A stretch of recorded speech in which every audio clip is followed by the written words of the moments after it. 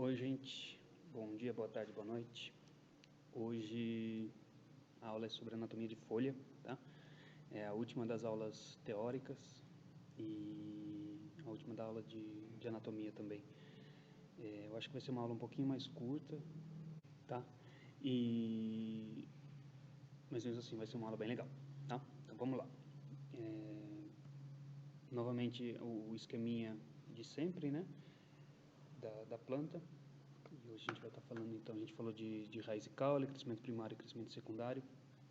Hoje vai estar falando de folha, né? E, novamente, basicamente, é sempre a mesma formação, né? Então, a gente tem um sistema vascular, um sistema dérmico, que envolve tudo, e um sistema fundamental, ou seja, canudinhos envoltos por uma pele e com preenchimento. E isso é basicamente a mesma coisa entre raiz, caule e folha. E hoje o foco é folha. Então, tudo vem dos meristemas, né? Meristema apical, primeiro sai, de uma semente sai o meristema radicular, a radícula com o meristema apical radicular, e depois surge o meristema apical caulinar. E como todo mundo sabe, folha dá em caule, né? Não dá em raiz. Então, o foco do dia é o meristema apical caulinar.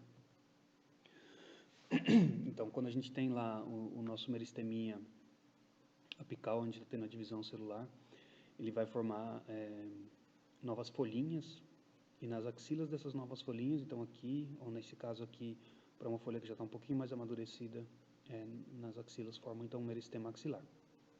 Tá? E aí o procâmbio, ele está aqui no caule, ele vai continuar na folha também, aqui a gente já vê um pouco a formação desse procâmbio, tá? Então a origem da folha é, como tudo, do meristema apical, caulinar, tá? E aqui a gente já vê algumas coisinhas também, como tricomas e coisas assim, tá? Legal. Então, se a gente olha para uma seção do desenvolvimento, perdão, do desenvolvimento do meristema apical caulinar, lá na pontinha tem várias células se dividindo e parte dessas células vão então subir e formar as orelhinhas, né, o que vai virar a nova folha. E aqui já num estágio mais avançado, aqui essas duas pontinhas vão formar as novas folhas já com o procâmbio bem visível. E aqui são as duas folhas da divisão anterior, né? Então, a planta vai repetindo esses módulos de nó entre nó, nas axilas aqui gemas, e a pontinha de cada gema vai repetindo o módulo novamente. Tá? Então, tudo começa lá no meristema apical. Na folha também, é ele que vai dar origem à protoderme, ao procâmbio e o meristema fundamental, tá? As folhas surgem na estrutura primária, tá? Lembrando que estrutura secundária só ocorre em caule e raiz, que é aquele crescimento dos meristemas secundários que a gente viu na aula passada. E, como já falei, então vai ter epiderme, vai ter um sistema vascular, então xilema e floemas, e, no caso, o meristema fundamental vai dar origem ao mesofilo. Eu sempre falo mesófilo e está errado, tá? Então é mesofilo. Esquematicamente, uma folha tem essa carinha aqui, tá? Então, cortando um cubinho de uma folha, a gente vai ter, então, duas epidermes, uma epiderme na face superior e uma epiderme na face inferior. Essa epiderme na face superior a gente vai chamar de epiderme adaxial e a de baixo de abaxial. Então, a de abaixo é a abaxial, tá? Isso me ajuda a lembrar, espero que ajude vocês também. Lá dentro o sistema vascular, com xilema e floema. Tá? Xilema geralmente a gente indica com vermelho e floema em azul. Muitas vezes eles ficam dentro de feixes vasculares, né? Vão ser as venações das folhas, então ficam ali juntinhos assim em feixes. E aí o resto é sistema fundamental, né? E no caso é parênquima, principalmente. Então a gente vai ter um parênquima que a gente chama de parênquima palissádico e um parênquima lacunoso. Para quem não sabe, uma paliçada são aquelas cercas que o Asterix e o Obelix fazem em volta da vila deles para proteger do ataque dos romanos, tá? Então são aqueles pauzinhos todos empilhadinhos assim, ordenadinhos um do lado do outro para formar uma cerca. Então isso é uma paliçada. E por que a gente chama esse parênquima de palissádico? Porque são células parenquimáticas relativamente alongadas, que vocês vão ver isso nos cortes anatômicos, formam então uma estrutura bem homogênea, assim, bem coladinha, de palissadinhas feitas de parênquima. E aqui embaixo a gente tem o parênquima lacunoso, que a gente chama de lacunoso porque ele tem lacunas. Tá? Então, entre as células vai ter bastante espaço, bastante lacunas, que é para tanto a troca gasosa ocorrer, né? Então as células aqui conseguirem absorver o CO2, quanto para evaporar a água, que é a água que está chegando pelo xilema aqui, que vai estar fazendo essa evapotranspiração, é o motorzinho que faz a água subir pela planta, né? E temos sempre estômatos, tá, nas folhas. Muitas vezes na epiderme abaxial, mas pode ocorrer também tranquilamente na epiderme adaxial ou nas duas, tá? Mas no sistema esquemático, por ser o mais comum, a gente põe os estômatos na parte de baixo, tá? Então o estômato é o que controla, a planta consegue abrir e fechar o estômato, controla a troca gasosa, então a entrada de CO2 e a saída de vapor d'água e oxigênio. Então, num cortezinho básico, uma folha bem esquemática. Eu esqueci de falar, mas já vou falar aqui. Então, aqui é a parte de cima da folha, né, a face adaxial, e com a epiderme, que são essas células maiores, e logo acima a cutícula, que eu tinha esquecido de falar. Então, a gente já falou isso numa aula anterior, a Ju que deu essa aula, se eu não me engano, sobre que essas células da epiderme vão, então, produzir cutícula e vão pôr ela para fora, que faz uma proteção, uma impermeabilização nas folhas. E cutícula vai ter dos dois lados, tá? Tanto na epiderme superior quanto na inferior. E geralmente a espessura muda. Então na face adaxial ela é mais espessa e na abaxial ela é mais fina. Mas isso é só o geral, não existem muitas exceções. Tá? Parênquima palissádico logo abaixo. Então, esse parênquima mais denso aqui, com menos lacunas, né? Então ele está bem empilhadinho, e bastante conteúdo celular. Esse conteúdo são os cloroplastos, que vão fazer a fotossíntese, que fazem a absorção de luz para transformar CO2 naqueles açúcarezinhos que todo mundo gosta. Né? Aqui embaixo o estômato. Então aqui são duas célulazinhas, basicamente o estômato são duas salsichinhas assim juntas. Então se a gente corta elas assim, vai parecer duas bolinhas, e se corta elas longitudinalmente parece mais uma bisnaguinha. Então no caso aqui está mais para carinha de bolinhas, tá? Então essas duas bolinhas aqui são as células do estômato, que vão então abrir, fechar e deixar ar entrar. Então tem essa câmara subestomática aqui, um espaço para o ar para ocorrer a troca gasosa, mas todas essas lacunas aqui dentro desse parênquima também permitem então essa troca gasosa dentro da folha, tá? Então parênquima lacunoso é o que tem lacunas. E aqui embaixo novamente uma epiderme, tá bom? Vocês vão ver, e como sempre tem N variações e possibilidades, tá? A gente vai começar com a epiderme. E ela pode ser simples, também chamada de unistratificada, ou seja, ela só tem um estrato, só uma camada de epiderme. Então, nessa folha tem só uma camada, nessa folha tem uma camada também. Ou ela pode ser múltipla ou multi-estratificada, ou seja, no que é a epiderme tem várias camadas ou vários estratos, tá? E o parênquima palissádico, que aqui realmente parece mais essas cerquinhas, está ali abaixo, mas abaixo de algumas camadas de células já, tá? E aí só para complementar, estômato e o parênquima lacunoso aqui, que é todo esse parênquima com bastante espaço entre eles, e aqui um feixezinho vascular. Tá, então o parênquima ele produz cutícula e ceras, né? E existem N variações, acho que tanto de composição química quanto de forma que que ela é produzida. Ela pode ser, a cutícula e as ceras podem ser lisas, elas podem ter ornamentações, entradinhas, podem ter pontinhas e assim por diante. Tá?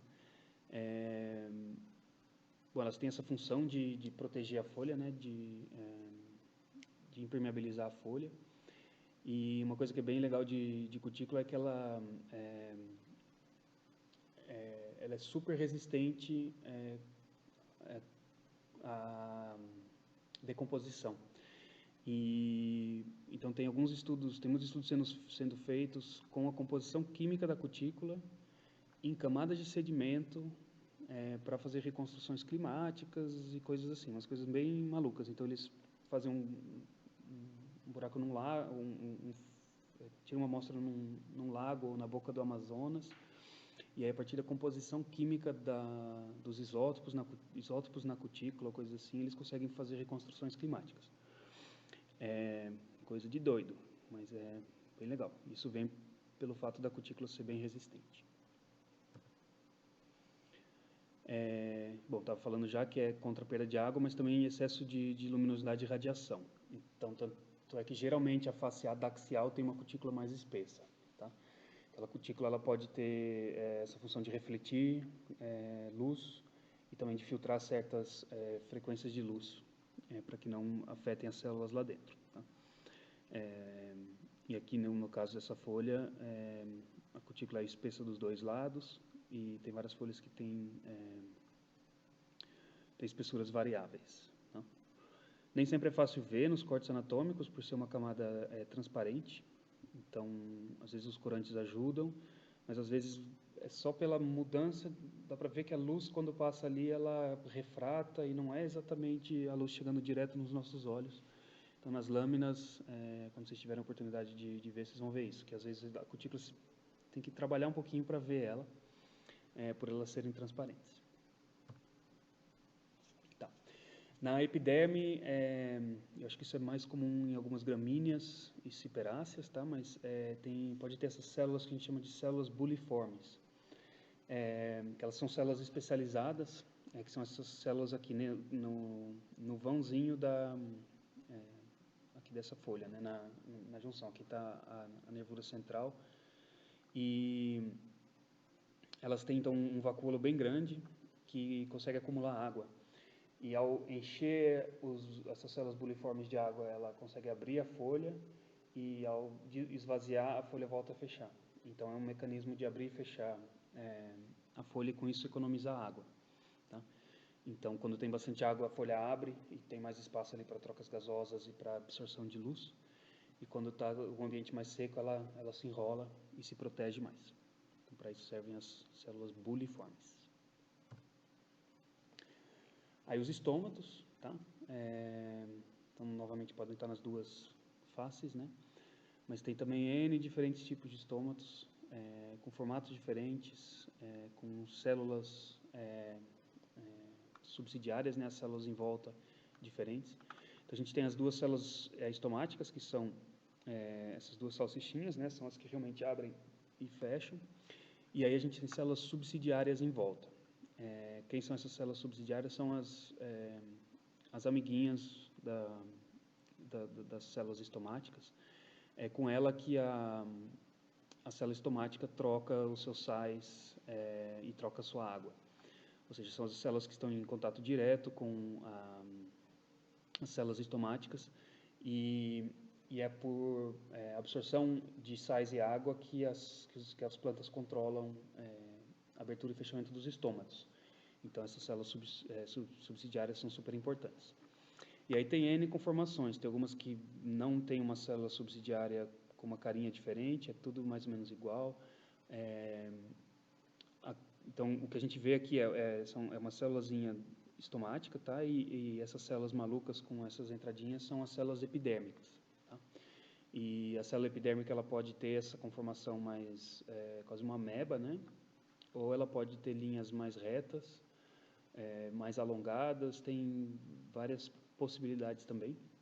E aí logo também tem essas conformações diferentes das células subsidiárias, que elas podem ser essas elongadinhas assim aqui do lado das células estomáticas aqui. Isso aqui é uma gramínea, tá? Que tem um estômatozinho um pouquinho diferente. São esses halterezinhos assim mais alongadinhos. E elas podem ter, então, células subsidiárias especializadas ou simplesmente as células subsidiárias serem as células da epiderme que estão em volta do estômago. Tá? Então, como é que funciona essa abertura e fechamento do estômago a partir da absorção de água? Então, os estômatos, eles têm...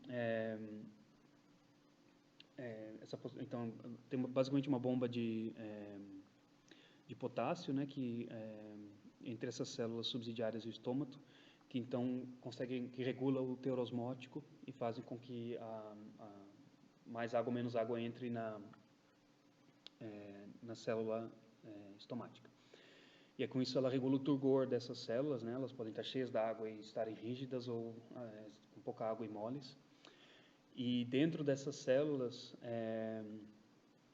tem microfibrilas, isso. Que então são essas fibrinhas que vão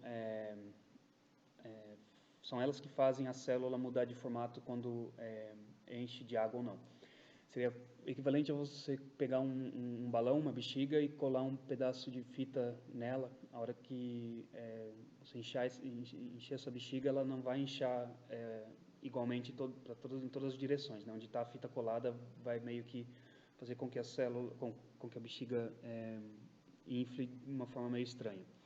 Então, basicamente, tem a orientação dessas fibrilas, ou seja, colando as fitas de uma forma específica, você consegue influenciar como é que esse balãozinho infla ou não com a absorção de água. Tá? Então, basicamente, é assim que funciona. Então, com mais água, então, quando as células estão túrgidas, a planta tem bastante água, os estômatos abrem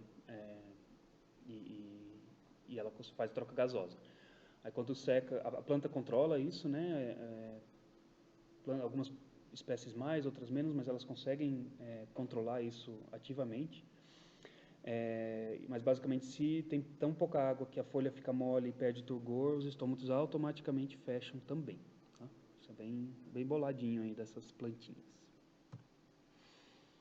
Legal. E a localização dos estômatos, né? Eu falei, pode estar na face abaxial ou adaxial. Então, isso aqui é um exemplo de um estômato na face adaxial, então na face de cima da planta. Bom, os estômatozinhos normais que a gente viu lá na face de baixo, né? Os estômatos podem ter essas ornamentaçõezinhas também, que com certeza ajudam na hora de abrir e fechar.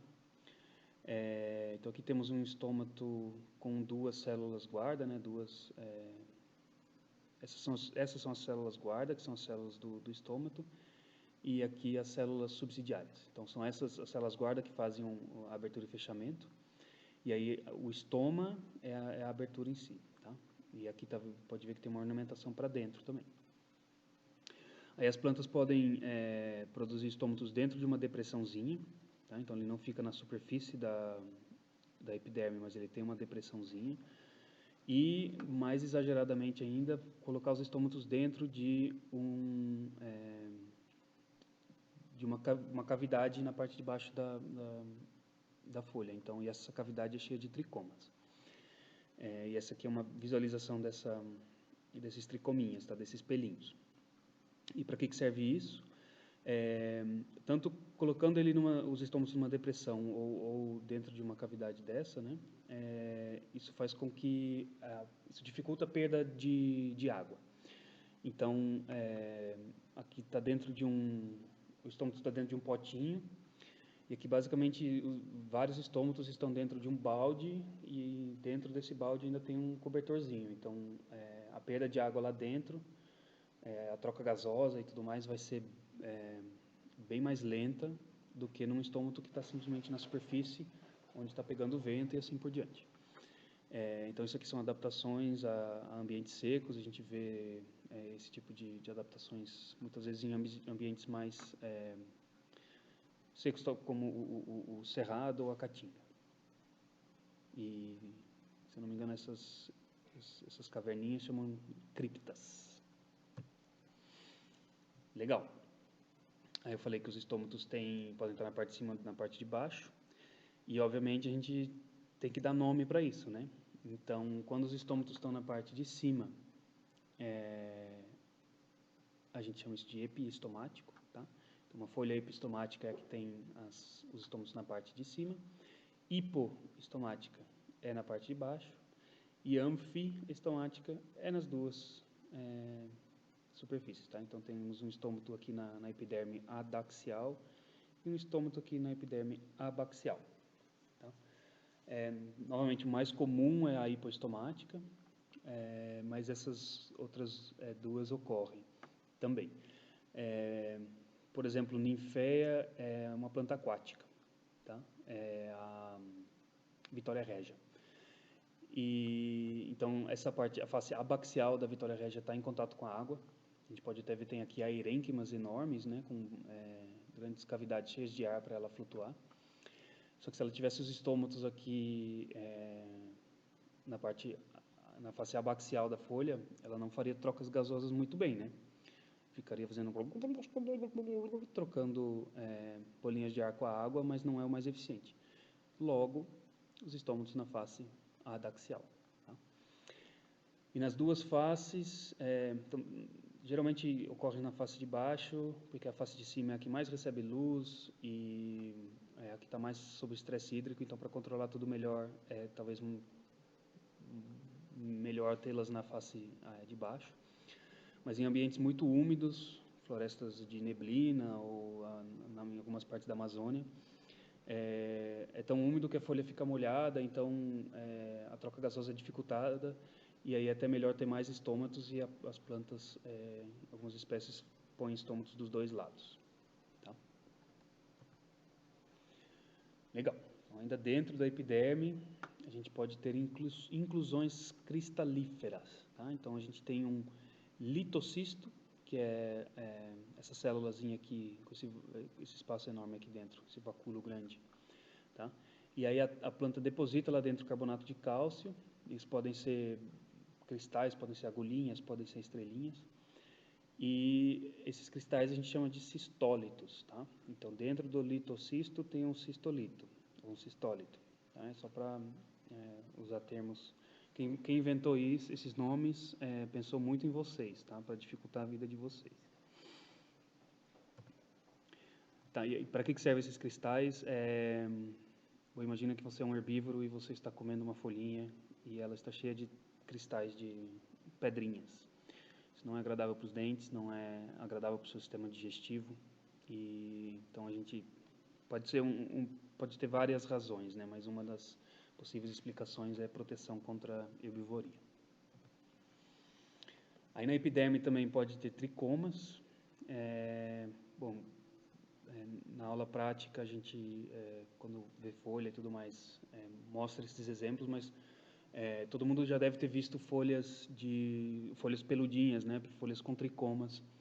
E esses tricomas podem ser dos mais variados. Eles podem ser grandes, podem ser pequenos, eles podem ser unisseriados, multisseriados, ramificados, esclerificados, podem ter glândulas, podem ter ganchinhos, podem parecer árvorezinhas de Natal de ponta cabeça. Tudo que vocês imaginarem, a evolução já inventou, tá? E as funções são variadas também. Podem ser de estruturas secretoras, podem ter função na hora de agarrar, da folha agarrar coisinhas. No caso aqui, se eu não me engano, esses mais em formato de coroa, são de folhas de bromélias, dessas bromelinhas as tilândsias que dão em galho de árvore, dão em fio elétrico, essas coisas assim. Vocês já devem ter visto, são umas plantinhas cinzas assim, pequenininhas. E aí esses tricominhas são super hidrofílicos, eles adoram água, e qualquer gotinha de água que cair ali naquela superfície vai ser então meio que espalhada e absorvida rapidamente pela superfície, e esses tricomas têm a capacidade de absorver essa água. Então essas folhas absorvem, bebem água pelas folhas, essas plantas bebem água pelas folhas, e os tricomas ajudam nisso. É muito legal de ver, um dia que tiver uma oportunidade, mas funciona com uma lupa, é pegar uma folhinha dessas de tilância e colocar uma gotinha d'água em cima. Você realmente vê a água assim desaparecendo na superfície da folha. E existem inúmeros artigos que demonstram que essa água depois é absorvida, porque a planta em si, ali do fio elétrico no qual ela está, para além das boas energias, ela não tira muito do fio elétrico, né? Então tudo que ela puder absorver de recursos da atmosfera, ela absorve. Então ter esses tricomas hidrofílicos ajudam nisso. E proteção contra herbivoria, com certeza também vai ter uma função para isso. Tá? Algumas espécies elas formam uma camada adicional abaixo da epiderme, que não é originária da epiderme, mas é fácil de se confundir, que a gente chama de hipoderme, ou seja, é uma segunda pele abaixo da epiderme. Tá? Então, em primeira instância, a gente olha isso aqui, vê o parênquima palissádico e fala, não, tem 3 camadas celulares aqui de epiderme, então é uma epiderme multiestratificada. Mas se a gente olha para o desenvolvimento dessa folha, a ontogênese dela, cortes anatômicos, a gente vê que essa camada não surge da epiderme em si, não é uma epiderme que se dividiu em mais camadas, mas ela surgiu aqui dessas de células subepidérmicas, ou seja, não é da epiderme, mas é do parênquima ou do sistema fundamental que está ali embaixo. Tá? Então, a partir do meristema fundamental surgem essas camadas e tem mais ou menos a mesma função de uma epiderme multiestratificada, né, que é fazer uma camada mais espessa de proteção. Então, olhando aqui novamente para esse esqueminha da estrutura anatômica, né, a gente tem as epidermes, os estômatos, e essa parte de preenchimento aqui é o que a gente chama de mesofilo. Tá? Então, aqui um corte anatômico e aqui o esqueminha. No corte a gente vê a epiderme da face adaxial, parênquima palissádico e lacunoso e epiderme da face inferior. Tá? E essa parte toda de parênquima aqui é o mesofilo. Tá? Meso é metade e filo é folha, então é o meio da folha, o que está entre o sanduíche de epidermes é o mesofilo. Tá? E esse mesofilo tem N conformações também. Então, ele pode ser heterogêneo, ou seja, a gente tem diferentes tipos de células, né? As palissádicas aqui em cima e o parênquima lacunoso aqui embaixo. Pode ser bilateral, ou seja, palissádicas em cima, lacunoso no meio e palissádicas embaixo também, que é a espirradeira, né? Nerium oleander tem essa conformação. E é dessas espécies que tem umas criptas com os estômatos. Tá? Ele pode ser dorsiventral, que a Sandra nessas horas ajuda a lembrar esses termos todos, tá? Mas eu vou ficar devendo essa, eu vou pôr lá no Classroom, vou explicar o que é. O homogêneo, o homogêneo ou uniforme, né? Por exemplo, orquídeas tem muito isso, que elas não têm, assim, muito aparente um parênquima palissádico, parênquima lacunoso, é simplesmente um monte de parênquima, muitas vezes com bastante vacuolos para estocar água também, e simplesmente ele é homogêneo. E as folhas também de orquídeas ficam meio em pés, né? Parte da folha, então qualquer parte de cima, parte de baixo. Então isso é bem comum também, esses parênquimas mais homogêneos.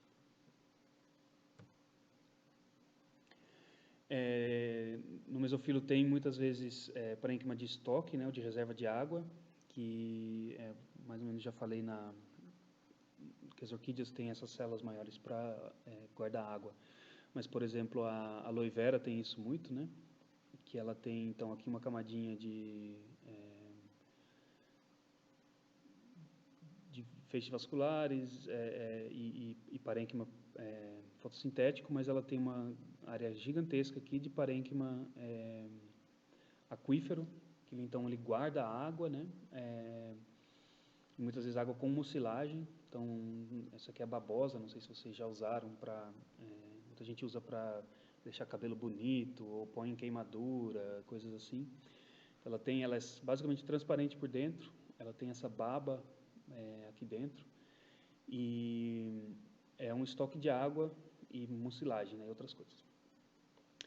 E vocês vão ver ainda as diferentes formas de se fazer fotossíntese, que não existe só uma maneira de se fazer fotossíntese. Seria, né, pensar que isso, que fosse tudo, todas as plantas fizessem igual, seria subestimar a evolução. E essas plantas, os cactos, muitas orquídeas, aloe vera, fazem fotossíntese que a gente chama de fotossíntese CAM, que elas separam temporalmente o que é a absorção de CO2 e o que é o processo de absorção de luz. Então, elas, durante o dia, mantêm os estômatos fechados enquanto recebem luz e abrem os estômatos à noite para absorver CO2. Então, no momento, são geralmente plantas de ambientes muito secos e desérticos, então fazer essa separação economiza muita água. Só que esse CO2 que elas vão absorver tem que ser guardado em algum lugar. E para isso serve, então, essa suculência, né, essa reserva de água. Então, nesses vacúolos, elas vão absorvendo CO2, CO2, CO2, dissolvido em água. E aí, quando o sol nasce, esse CO2 vai sendo transportado para as célulazinhas que fazem fotossíntese.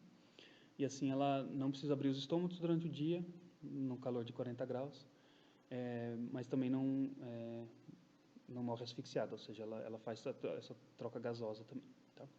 Então é fotossíntese CAM, C-A-M. Quem quiser procurar, depois procure. Legal. Eu espero que vocês já não tenham visto essas coisas de fotossíntese ainda, porque senão estou contando aqui coisas que vocês já sabem. Então, no mesofilo também vai ter a herênquima, né? Essas estruturas de guardar ar, tá? Que muitas vezes a gente vê em plantas aquáticas. Então, ele pode ter também N tipos de conformações, né? Mas são reservas de ar mesmo, dentro dessas plantas, tanto para elas boiarem, mas também, por exemplo, essas ninféias, essa aqui é uma ninféia, as raízes estão, então é a Vitória Regia, as raízes elas estão no fundo de um lago, e o solo, o substrato onde elas estão crescendo, né, o barro que tem ali, geralmente ele tem muito pouco oxigênio, então é uma condição anaeróbica. Para o oxigênio chegar lá, a folha da ninféia está aqui em cima e tem um canudinho, né? Esse canudinho, ele é realmente um canudinho. Se um dia tiver num lugar que tiver uma Vitória Regia, pega uma folha, solta e fica só com o canudinho e assopra de um lado, do outro lado sai ar. Então ela usa isso para transportar ar também lá para as raízes. Tá? Tudo isso pela folha. Tá? Então, parênquima de reserva de ar muitas vezes está presente em plantas aquáticas. E tem algumas plantas que produzem também a herênquima assim que são submersas em água. Então, plantas que estão em regiões que sofrem inundações sazonais, elas têm essa capacidade de produzir a herênquima só quando é necessário, que é super interessante também. Legal. Aí, no mesofilo também tem N outras coisas, né? Inclusões de idioblastos com cristais ou com compostos fenólicos, tá? Então, composto fenólico, eles coram vermelho quando a gente usa a nossa coloração de azul de astra e safranina, mas podem ter outras composições também lá dentro. E os cristais, que eu já falei um pouquinho, né, são geralmente de oxalato de cálcio. Eles podem ter formato de estrela ou ser mais cristalíferos mesmo, formatinho de cristal. E tem esses que são bem legais, que são quase que um conjuntinho de agulhas, que para herbívoros é bem desagradável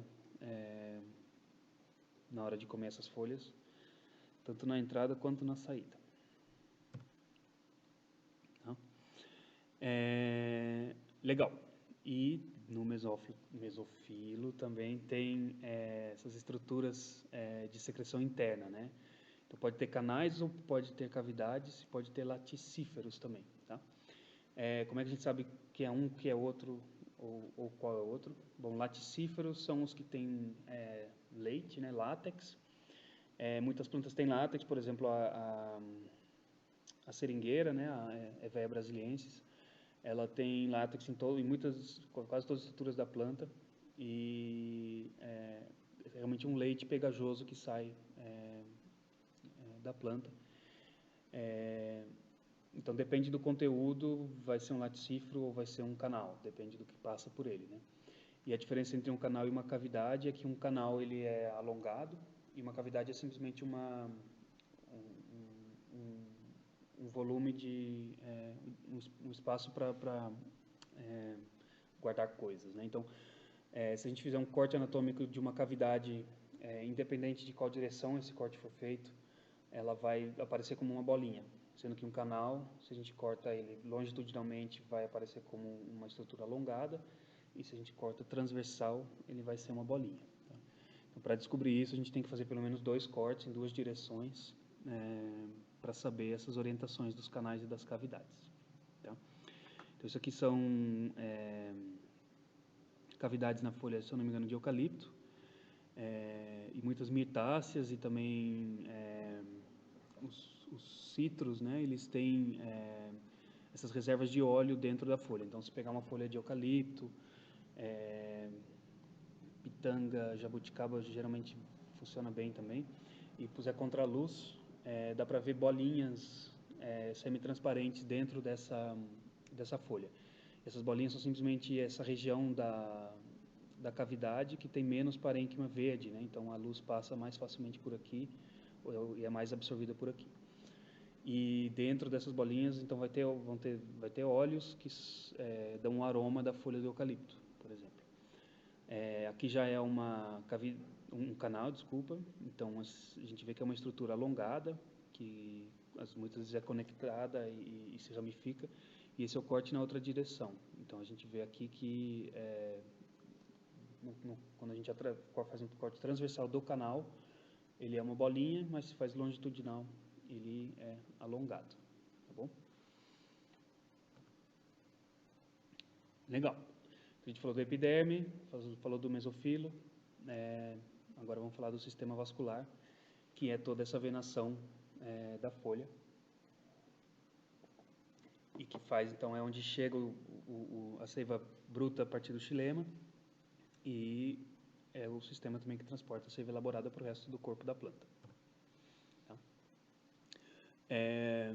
E, bom, a gente já viu lá na aula de morfologia que tem vários tipos de venação, a gente usa essas venações na taxonomia bastante para classificar, né, famílias, identificar famílias, mas a densidade da venação também tem sinais ecológicos de disponibilidade hídrica e aclimatação de plantas a condições secas e coisas assim. Dá para fazer coisas bem interessantes com venação e inervação. Tá? Mas a venação ou inervação, então, é a distribuição dos feixes vasculares na folha, e uma veia, então, é um feixe vascular. E a gente tenta classificar isso, né? Então tem uma veia, a veia principal, depois uma secundária, terciária, e assim por diante. Ou aqui eles estão indicando isso com A, B, C, D e assim vai. Mas se vocês olharem bem, elas podem ficar bem fininhas, porque as célulazinhas na folha toda querem receber aguinha e querem, quando produzem seu açúcar, que ele seja carregado para o resto do corpo da planta, né? Pode ver que nessa folha tem cavidades, né? Tem pontinhos mais claros que indicam que ali dentro tem cavidades com óleo ou com alguma substância. Legal. Então, dependendo como é que a gente corta a folha, né? A gente pode estar cortando, atravessando a nervura principal, fazendo um corte transversal dela, mas essa nervura essa nervura secundária aqui, ela vai ser cortada meio de forma diagonal, e aqui dentro vira um fuzuê, né? Várias veias indo para todos os lados. Né? Então aqui a nervura principal bem bonitinha, bem cortadinha transversalmente, né?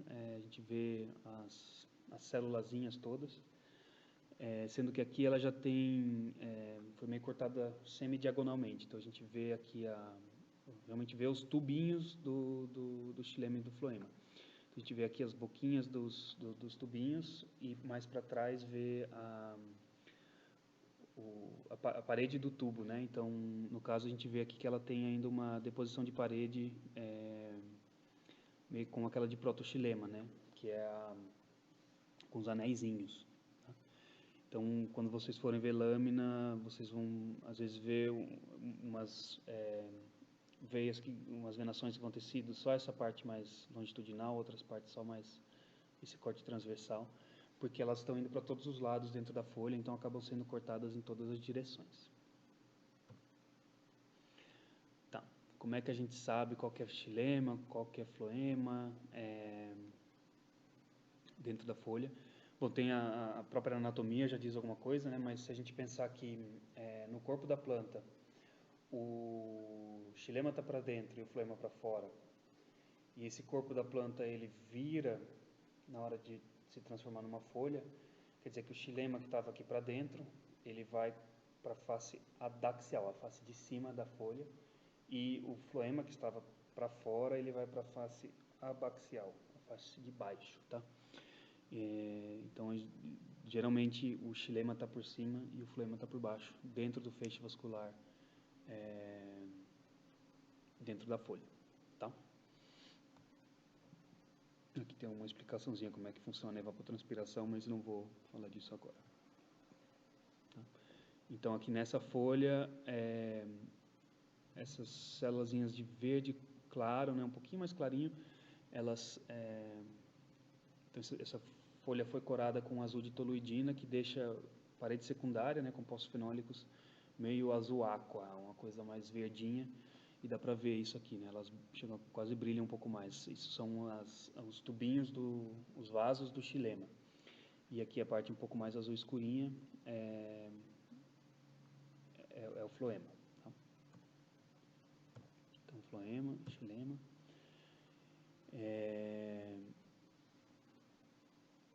Aqui a gente está vendo, então, novamente uma folha com cutícula, com epiderme multistratificada. Aí tem aqui parênquima palissádico, né, todo grudadinho assim, um no outro. E aqui um feixe vascular com o xilema, as células zonas grandes aqui voltadas para a face adaxial e o floema para a face abaxial. Aí se vocês veem um feixe vascular com essa conformação, com essa carinha assim, meio de bichinho, de macaquinho, vocês já sabem que tipo de planta nós estamos falando, né? Isso é uma monocotiledônea, tá? Se vocês lembram aquele óculosinho que eu pus aparecendo, então esse é o feixe vascular típico de monocotiledônea. Então aqui um protoxilemazinho, aqui um metaxilema e aqui um feixe de floema, tá? Com uma bainha em volta, então tudo protegidinho. Tá? Legal. Esses, uma coisa que é bom falar, esses feixes vasculares geralmente eles têm uma bainha em volta, tá? Então para o xilema e o floema não ficarem soltos ali no mesofilo, a planta tem uma bainha em volta, ou seja, uma camada de células que protege, e elas podem ser parenquimáticas, elas podem ter parede secundária, né? Então terem escleros, né? Esclerênquima, ou seja, serem mais rígidas. Já a gente vê algumas conformações disso. Mas um caso especial é quando a gente tem anatomia Kranz, tá? Então foi algum alemão que descobriu e ele se chamava Kranz. Isso acontece quando as células do mesofilo se dispõem radialmente ao redor do feixe vascular. Então isso aqui é uma planta normal, tá? Com anatomia normal, epiderme, parênquima palissádico, parênquima lacunoso, feixe vascular com uma bainha em volta, epiderme de baixo com estômatos. No caso de uma planta C4, né, que é uma planta que tem essa anatomia Kranz, ela tem o feixe vascular, aí tem primeiro uma bainha células parenquimáticas, e depois outra bainha que fica em volta desse feixe vascular. Então, essas células do mesofilo se dispõem em volta do feixe vascular, formam essas bainhas, a gente chama essa anatomia de anatomia crans, e isso ocorre em plantas C4. Tá? E o que são as plantas C4? C4 é outra forma de se fazer fotossíntese. Falei rapidinho da fotossíntese CAN, né, que separa temporalmente os dois passos da fotossíntese, né, a absorção de CO2 e a absorção de luz. Numa planta normal isso ocorre simultaneamente, né, então o CO2 vai entrando aqui pelo estômago e parênquima lacunoso, a luz vem aqui de cima e a fotossíntese vai ocorrendo aqui ao mesmo tempo, né, simultaneamente. Nas CAN ela é separada temporalmente, nas plantas C4 ela é separada espacialmente. Tá? Então o que acontece? O CO2 ele entra, aí ele fica nesse espacinho aqui, essas lacunas que tem, né? Entre esses feixes de anatomia crans. Aí aqui essas célulazinhas elas vão ativamente bombear CO2 para dentro. Então, CO2, aqui isso ocorre mais ou menos de forma passiva, aqui realmente tem uma reação, umas bombinhas de CO2 que vão então bombear CO2 aqui para dentro. Então a concentração de CO2 aqui dentro vai ser bem mais alta do que aqui fora, né? Aqui do lado de fora, hoje em dia, a gente tem 400 ppm de CO2, partículas por milhão. Então, não é nem porcentagem, nem por milagem, é por milhão. Então, é bem pouquinho, né? 0,4 por mil. Sendo que a gente tem 21% de O2, certo? Vocês respiram isso. Eita, caneta doidou. Respiram isso todo dia, então sabem que é 21%, né, que a gente tem na atmosfera. O que acontece?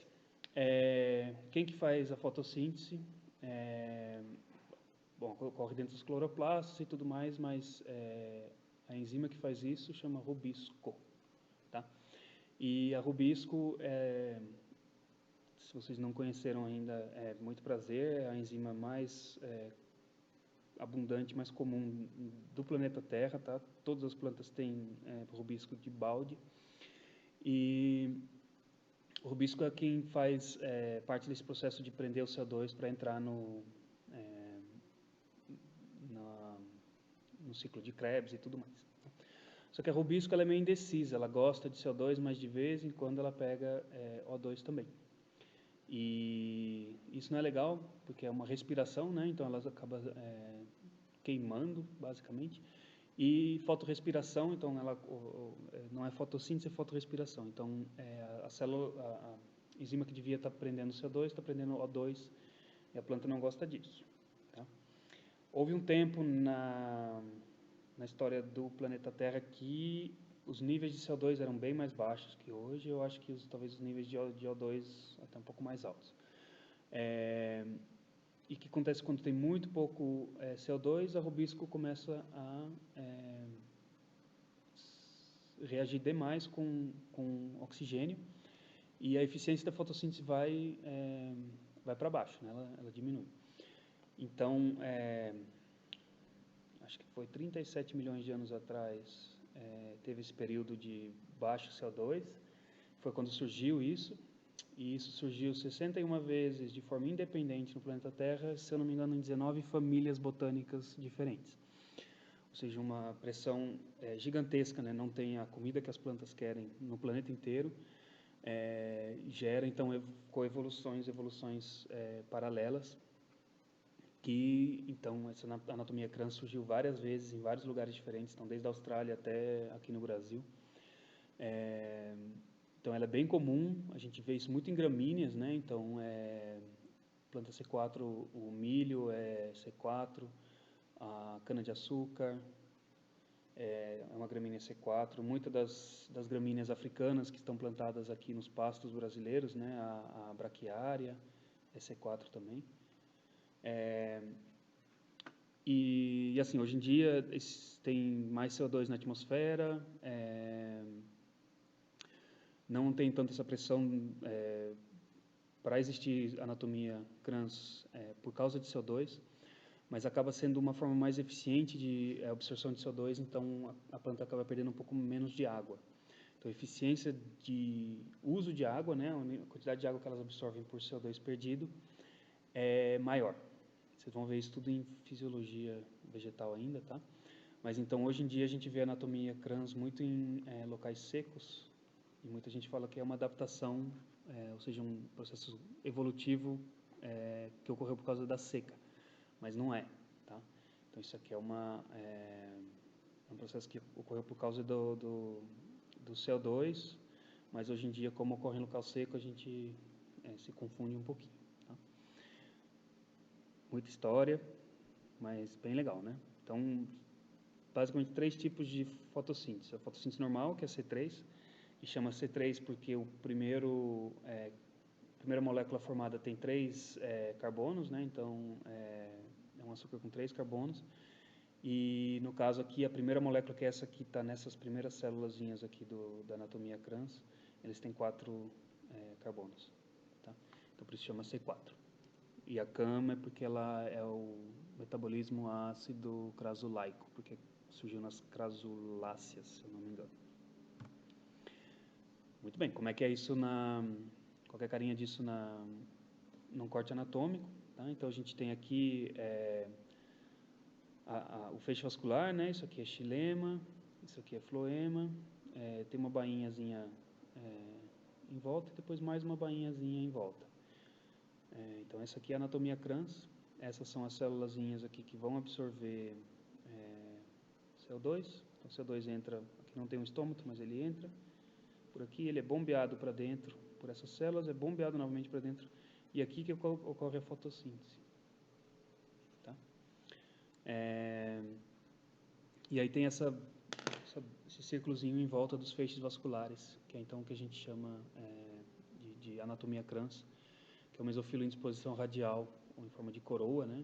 O nome não é crans por causa do cientista, mas é porque Kranz em alemão é coroa, tá? Então, e substantivos em alemão são com letra maiúscula, então não é o nome de uma pessoa, mas é simplesmente anatomia em forma de coroa, né? Legal, estamos aprendendo até alemão aqui. Então essa é essa bainha que tem em volta do feixe vascular.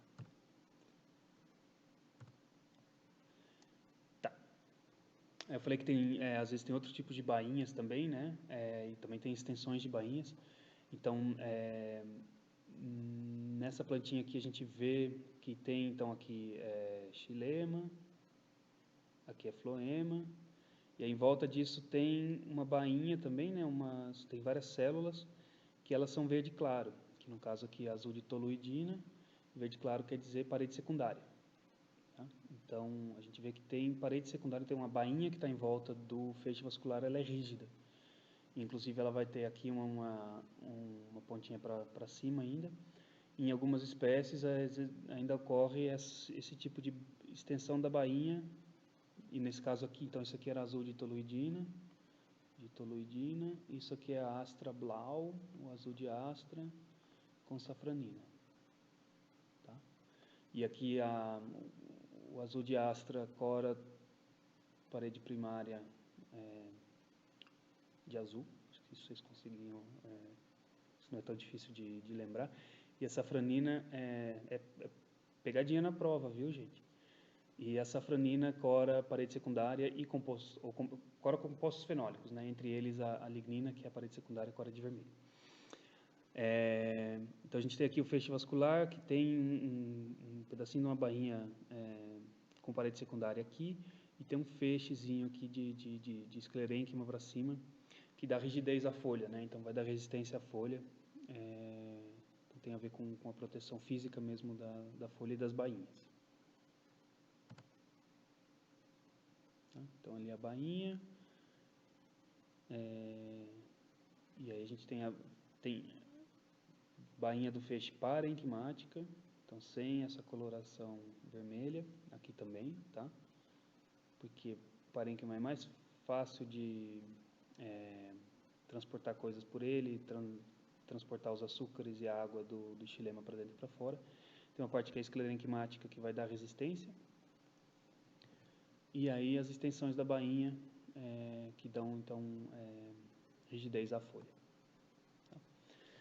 Aí a gente fala de adaptações de folhas, né? Essas várias anatomias diferentes, anatomia crans, T ou não, bainha, esclerenquimática e tudo mais. Então, tem as adaptações evolutivas, né? Que tem a ver com condições passadas, né? Pretéritas de água, luz e temperatura. Então, ambientes secos, ambientes úmidos, ambientes quentes. Também nutrientes, né? É super importante na formação de tecido vascular, na evolução desses tecidos também as condições de nutrientes, tá? Só que ao mesmo tempo, então tem essas variações e ao mesmo tempo as folhas são os órgãos mais plásticos que as plantas têm. Então, dentro da mesma planta, a folha pode ter caras diferentes, pode ter formas diferentes, ou plantas da mesma espécie plantadas em locais diferentes vão expressar as folhas de formas diferentes. Então, a folha ela é extremamente plástica e quem trabalha com folha, quer pesquisar coisa com folha, tem que levar isso em consideração para evitar que essa plasticidade da folha traga muito ruído para os dados. Vou falar algumas dessas adaptações, né? Um fator muito importante é a disponibilidade de água, né? E ela vai, então, afetar a estrutura das plantas. E a gente classifica, assim, em grandes grupos, as folhas como mesófitas, hidrófitas ou xerófitas, tá? Hidrófitas, hidro é água, né? Então, são folhas de ambientes úmidos. Xerófitas vem de... eu não sei mais qual era a palavra, se era grego ou latim, mas são folhas rígidas, então geralmente de folhas de ambientes mais secos, e mesófitas são os de ambientes os ambientes médios. Tá? Vou começar com as mesófitas. Então são geralmente plantas que estão nos locais confortáveis quanto à água. Tá? Então, Mata Atlântica, Mata Amazônica, então tem bastante água no solo, tem uma umidade relativa do ar alta, então são folhas que não sofrem tanto estresse hídrico. Já as hidrófitas vêm de ambiente aquático, né? Então isso aqui é a ninféia, né? A Vitória Regia, que então tem os estômatos na parte de cima da folha, aqui assim.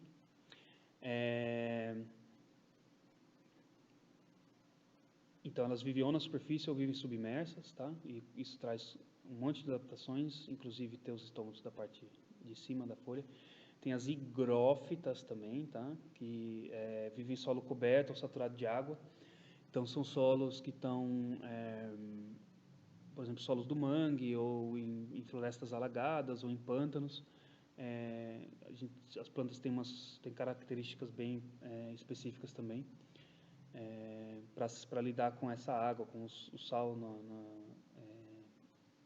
nessa água e assim por diante. E aí as xerófitas, que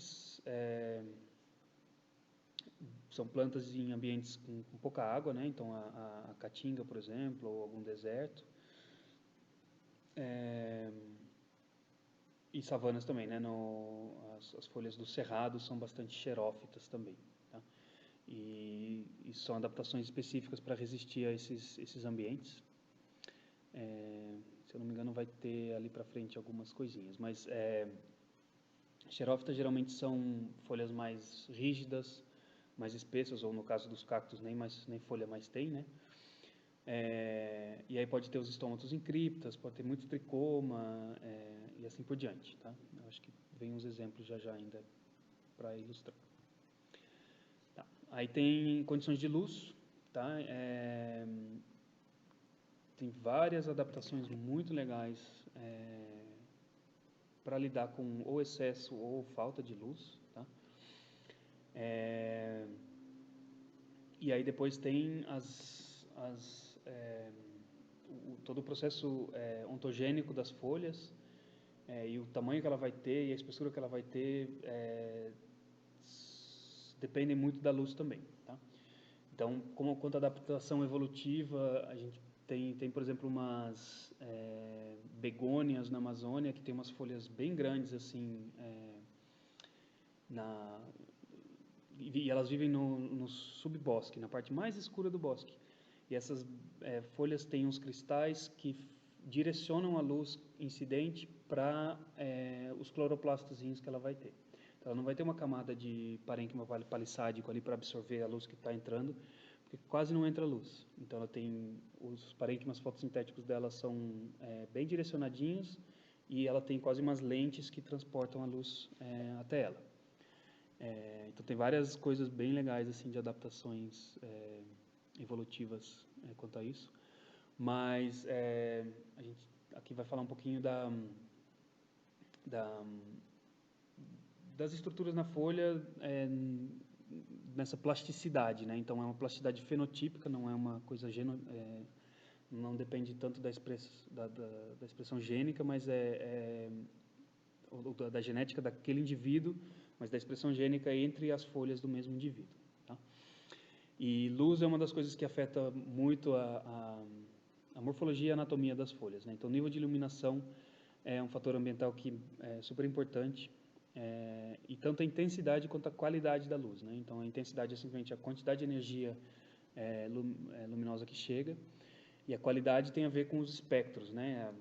Vermelho, infravermelho, ultravioleta, e plantas vão ter preferências para certas qualidades, e então as razões entre vermelho e infravermelho afetam o desenvolvimento de folha e coisas assim. Então, como um exemplo, uma adaptação, que adaptação, na verdade, talvez não é a palavra certa aqui, porque isso é plasticidade. Adaptação na escala evolutiva, né, mudanças genéticas, e aqui é mais aclimatação, plasticidade, tá? Então, desculpa aí pelo erro do termo, tá? Mesma espécie, uma folha de sombra e uma folha de sol. Então, na folha de sombra, a gente vê que a folha ela não tem escalas boas aqui, mas a folha geralmente ela é mais fina, né? Ela tem uma camadinha de parênquima palissádico bem estreitinha também, parênquima lacunoso, e as folhas então são mais finas.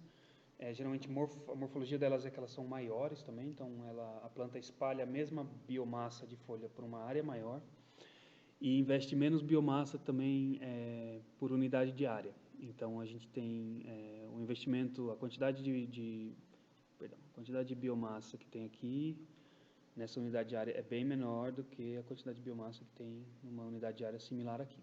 Tá? E por quê? Porque para uma planta, aqui ela tem várias camadas de parênquima palissádico, aqui embaixo, né? Tem 1, 2, 3, 4, e ainda na parte de baixo tem mais umas 3. Então, nessa folha já são umas 7, 8 camadas de parênquima palissádico. E aqui tem uma bem assim, fininha, né? Porque aqui o investimento de pôr mais camadas de parênquima palissádico não vale a pena. Porque a pouca luz que essa folha recebe na sombra já é absorvida aqui nessa primeira camada. Então, essas outras camadas seriam inúteis, só custariam investimento, então para ela não vale a pena. A folha que está lá torrando no sol, a luz vem, ela entra, passa e ainda sobra luz quando sai pelo outro lado. Dá para ter várias camadas de parênquima palissádico aqui em cima, passou pelo meio da folha, ainda põe mais umas camadinhas aqui para absorver o que está passando ali. Tá? Então isso aqui a aclimatação, a plasticidade da folha é gigantesca. E isso muda tanto tamanho, morfologicamente, quanto anatomicamente. E quantidade de estômatos muda também, é super variável. Tá? Bom, e aí tem que fatores combinados também. Então, a gente tem, por exemplo, a caatinga, ela é sazonalmente muito seca, mas os solos são mais ricos em nutrientes. O cerrado é sazonalmente seco, só que os solos são pobres em nutrientes. Isso vai mudar como é que as plantas criam as suas folhas e as adaptações, então, das comunidades e das espécies que ali ocorrem também. Tá? Bom, já falamos de mesomórficas, hidromórficas, xeromórficas, aqui também é repetida. Tá? Perdão pela ordem repetida. Mas anatomicamente olhando para caracteres mesomorfos, então aquelas folhas de ambientes úmidos que não sofrem muito estresse hídrico, são essas folhas com uma epidermezinha mais fininha, cutícula mais fininha. Os estômatos podem estar nas ambas faces, né? Por ser um local úmido, perder a água é difícil, então vale a pena ter mais estômatos. Camadas de parênquima palissádico vai variar dentro da planta, mas não costuma ser muitas, né? E esses espaços aqui no parênquima lacunoso, esses espaços aqui são bem grandes, porque o ar é super úmido, então para ela transpirar, para perder a água, né, para que o xilema possa estar transportando a água lá para cima, ela tem que ter evapotranspiração. E como é difícil num ambiente úmido, tem esses espaços enormes, essas lacunas grandes, para aumentar a superfície de contato das células com o ar e com isso aumentar a transpiração. Os caracteres hidromorfos, que é a ninféia, por exemplo, que eu já expliquei, né? Então, novamente, falta de água não vai ter, porque mora na água, né? Então, tem uma epiderme fininha, unistratificada, cutícula fina. Os estômatos estão na face superior, aqui é um pouco difícil de ver, mas eles estão aqui, porque aqui embaixo deles tem uma câmara subestomática, né? Logo abaixo da epiderme, para as trocas gasosas. A arênquima é bem comum, né? Parênquima airífero, arênquima. Aí pode ter cloroplastos na epiderme, então a epiderme também pode estar fazendo absorção de luz, geralmente ela é transparente. E muitas espécies têm esclereides também, que são essas barrinhas de células com parede secundária, ou seja, células rígidas, que vão então fazer sustentação dessas camadas, principalmente quando tem um monte de ar no meio, a folha pode colabar, né? Ela pode amassar e perder a sua estrutura. E aí os caracteres xeromorfos são então em locais secos, né? Então muitas vezes tem epidermes muito estratificadas ou com hipoderme também, cutícula espessa. Como tem muita luz, vale a pena investir várias camadas de parênquima palissádico, né? Então aqui também, outro exemplo. Estômatos às vezes em criptas, que nem aqui. Esse aqui é o Nereon oleander. Tem então os estômatozinhos estão assim aqui dentro do baldinho com uma toalha dentro, né? São folhas geralmente muito rígidas, então elas têm muito esclerênquima. Então a gente vê isso aqui, né? A epiderme aqui cheia de parede secundária, em vermelho, aqui embaixo também. Então as folhas de cerrado são bem duras, né? Aí como é muito quente, elas poderiam perder muita água, elas vão ter poucos estômatos ou estômatos protegidos, tá? E apesar da folha ser espessa, o mesofilo ele é mais compacto, ele é denso, né? Os espaços intracelulares são menores também, e assim por diante, tá? E aí morfologicamente as folhas são pequenas, a superfície é pequena, porque não precisa abrir a folha tanto para absorver luz, e tem um volume grande para a razão volume-superfície ser baixa, e aí não tem tanta superfície para transpirar a água que está lá dentro, tá? Então, todas as adaptações para regular a perda de água. E essas bonitezinhas aqui, vocês têm que tentar achar. Elas parecem umas pedrinhas, mas elas têm um compartimento lá dentro que guarda água, mas também funciona como uma lente para direcionar a luz e tal. Tentem encontrar, porque os detalhes agora me escapam, mas são bem interessantes. Tá? Então, essas mudanças estruturais aí têm a ver com água, tem a ver com luz, mas também tem várias. Os solos são super importantes, né? A presença de sal afeta muito. Locais com muito vento também. Então, uma região que é mais seca e tem muito vento, as plantas vão perder água muito facilmente. Então, elas vão ter várias proteções Então, por exemplo, muitos tricomas ou folhas que se dobram. É tipo pendurar uma camiseta para secar no varal, num dia de vento, ela vai secar muito mais rápido do que num dia sem vento. Aí, se você não quer que ela seque, né, a planta não quer perder água tão facilmente, elas põem um cobertorzinho por cima da camiseta, né, ou seja, os tricomas, ou põem um saco plástico e assim por diante, a cutícula, né. Então, ou enfiam a camiseta dentro de um balde, e aí fica mais difícil de perder essa água. Tá? Então, tem várias condições ambientais que afetam então essas adaptações e também a aclimatação. Legal, gente. Essa foi a missão do dia. E última aula de anatomia. Espero que vocês tenham gostado, tá? A gente espera que vocês tenham gostado de olhar um pouquinho para dentro das plantas. É um universo muito bacana. A gente faz, nós três fazemos bastante pesquisa usando anatomia. A Sandra e a Ju mais do que eu. Elas sabem do que estão falando, eu estou aprendendo bastante ainda. Mas espero que vocês tenham gostado. É uma coisa, além de super interessante, é bem bonita. Né? Esses cortes anatômicos são fascinantes de se ver. Muito obrigado. Vocês se cuidem, fiquem em casa e assim por diante.